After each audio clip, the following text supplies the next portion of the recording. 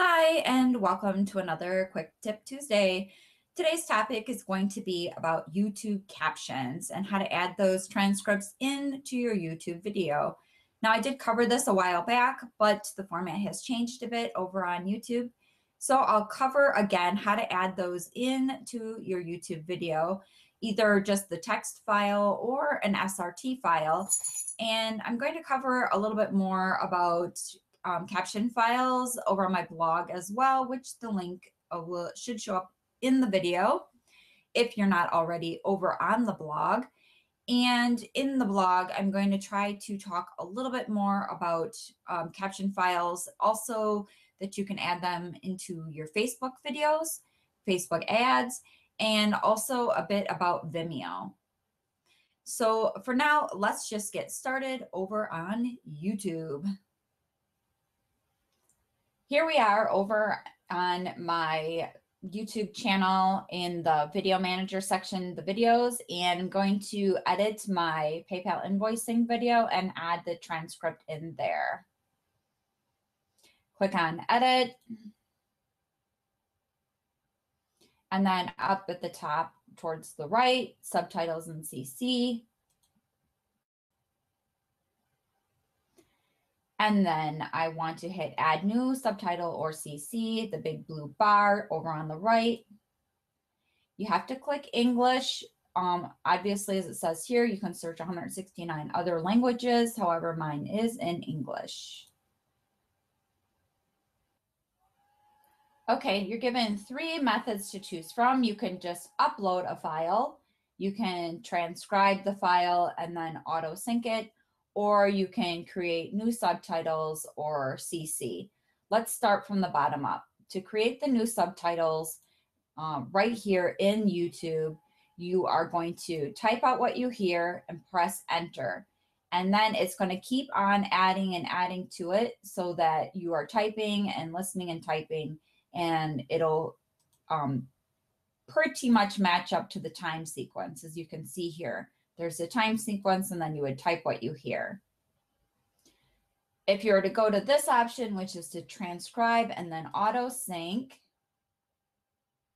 you are going to type everything that you hear, and then you're going to set the timings.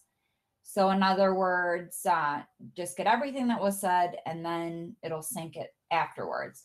This is also the box where you could copy and paste in the entire transcript, and then you're going to set the timings. What I'm going to show you now is how to upload a file. And here there's also 2 options. There is the transcript or the subtitles file. Now, a subtitles file means that you've already coded in the file where the words are said. In other words, from the 0 from the very beginning to how many seconds into the script the words were said. I'm going to show you kind of what I mean by that in just a second. First, I'm going to go ahead and show you how to upload the transcript. You choose a file, and I'm going to choose the file that I want to use. And I chose a file that was in a text format, .txt, okay? So I typed it out in Word, but then I saved it as a text file. And I'm going to upload it.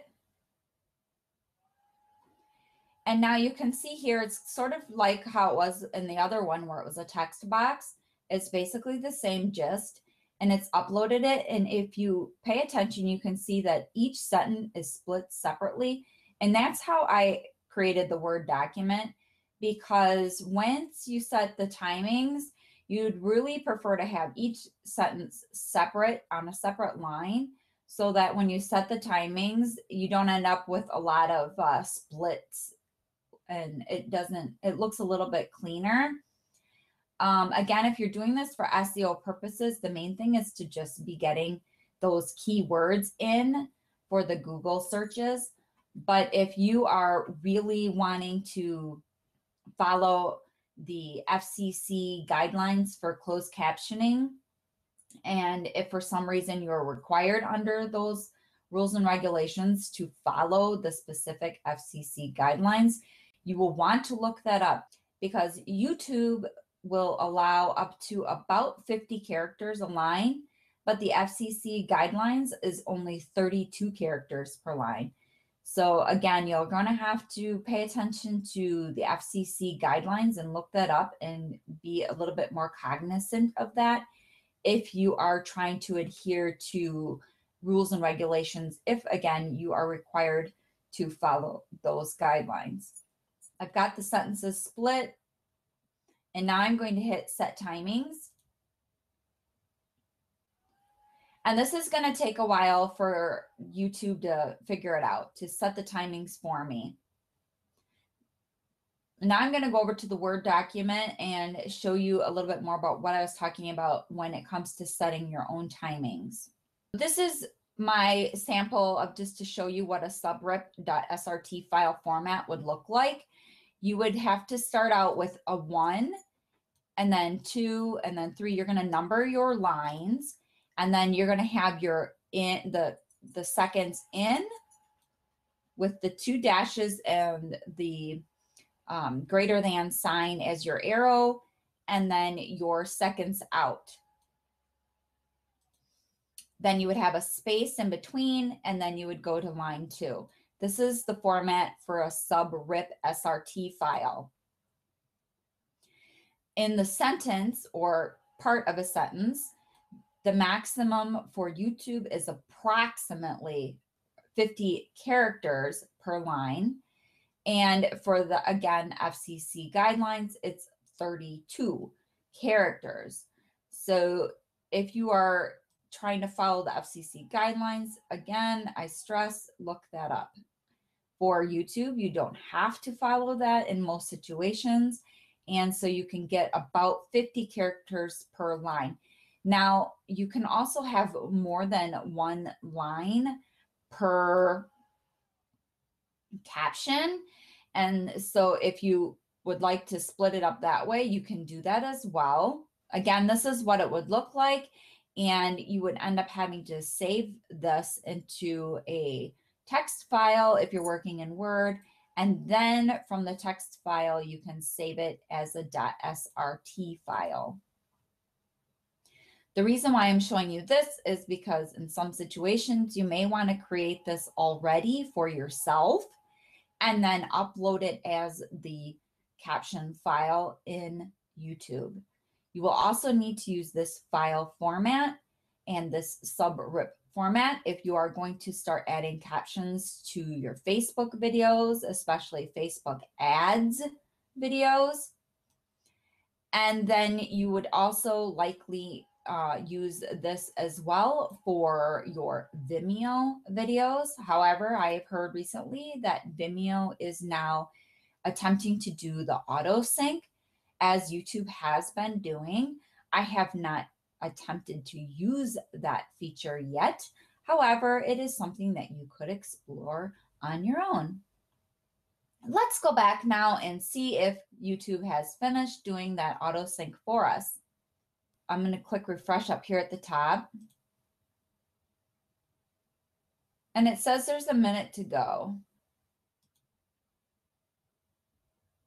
And I clicked on it, and as you can see here, it's already synced it. Now you can scroll through and see if there's some strange things that have come up and it doesn't sit real well, and you can make some adjustments yourself here. So for instance, this looks okay, but then I noticed down here there's like one word that's all by itself.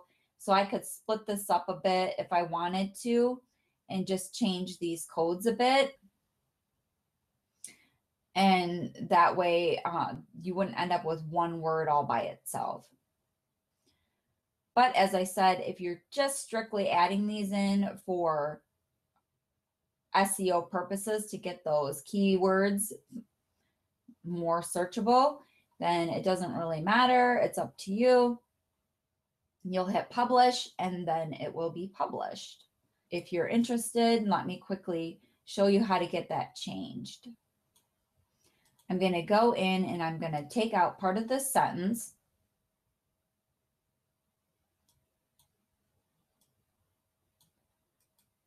and I'm going to cut it out, and I'm going to paste it in here.